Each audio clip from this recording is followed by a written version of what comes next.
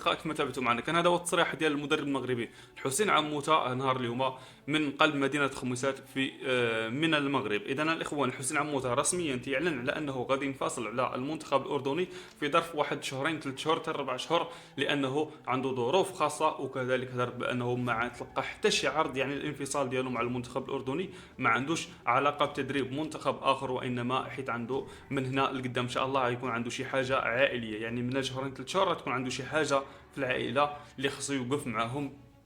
وهذا الشيء هذا هو السبب الرئيسي اللي غيخليه ينفصل عن المنتخب الاردني. وقال باللي راه دابا كيناقش الامور مع الاداره ديال الجامعه، جامعه الاردن لكره القدم.